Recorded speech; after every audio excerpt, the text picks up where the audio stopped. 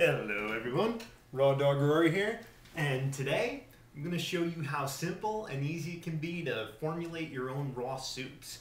A lot of people tell me when it comes to making raw soups, they're a little bit intimidated, but when you get down to it, making a raw soup is pretty much as easy as making any kind of raw smoothie. You're just adding a couple of different flavorings, So let's get to it.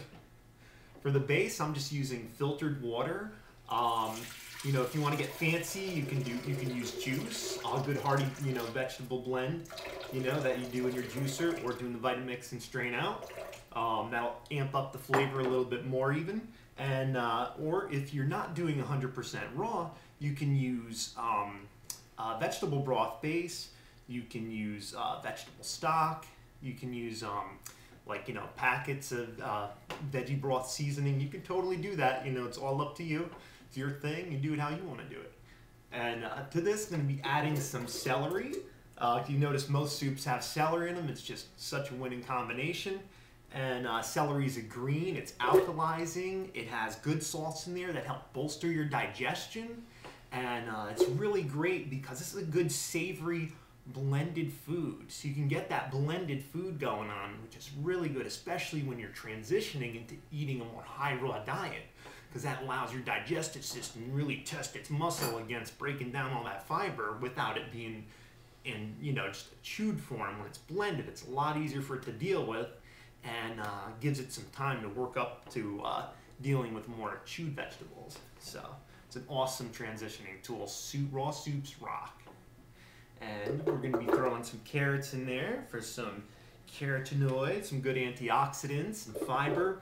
And when I'm doing a raw soup, if I'm not planning on straining it out, I like to just add a little bit of carrots. It's up to you though. Carrots have a really dense fibrous structure, and even when you blend them down, even in the Vitamix, they can have a little bit of texture left there, which could be off-putting depending on what you like.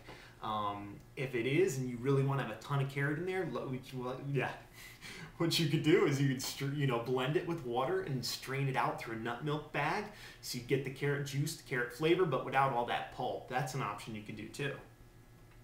And I like to add tomatoes to my soup every time because they just give it such a hearty texture and almost like a meatiness, so it's really good. Really delicious, and lots of antioxidants in there as well. And now to season it up, this is just the base we got going on here. We're going to add a little bit of sea salt, just a pinch or two. And you want to add less to start. Go ahead, blend it up, then taste it, because you can always add it, but you can't take it away. But you can dilute it. So say you put too much sea salt in there and it's like, oh man, I ruined a whole blender full of vegetables. No, you didn't. Just add a little bit more of your base liquid and toss in a few more veggies. Blend it up, give it a taste, see if you diluted it a bit. That could work too. So now that we got our base seasonings in here, I'm going to blend this up.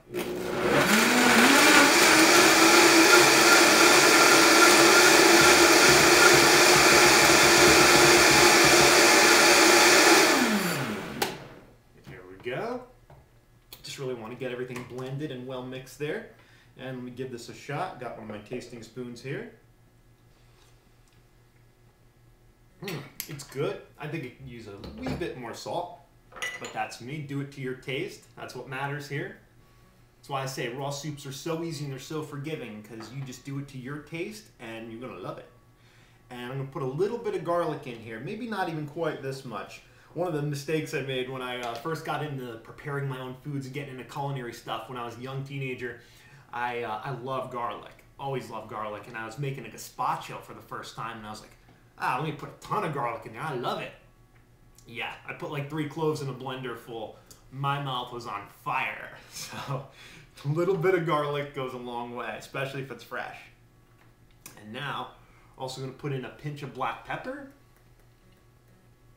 Love black pepper in soups. A little bit of onion powder. This is a good thing to use because it's a really concentrated onion flavor and gives it more of that kind of soup stock flavor. And a little bit of Italian seasonings. And I like to add my seasonings, especially any herbs, towards the end of the blending process. You want to do that. You know, wait till you're just about done blending, then pop your herbs in there. Otherwise, it just gets minced to nothing. The flavor's too spread out. You like to have it blended in just a bit, but you want those little pieces in there too, little tiny bits. See those little concentrated bursts of flavor, not just one homogenized flavor that just hits you all at once and things are kind of lost and mismatched. It's like little surprises here and there. It's nice to do it this way. Go, pop that in there, and then to give it more flavor and then like move the flavors around, add a little bit of olive oil in there. And what's cool about adding olive oil to a raw soup like this, a veggie-based soup, is you're adding a fat to all these awesome vegetables and all these phytonutrients in there, and the minerals and vitamins are going to be a lot more readily absorbable by your system if there's a little bit of fat present while you're consuming them. So it's very multi-purpose, throw a little fat in there. And now we blend again.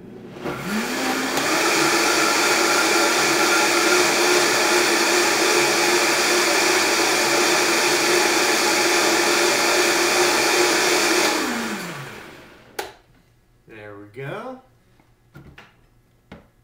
And let's check this out.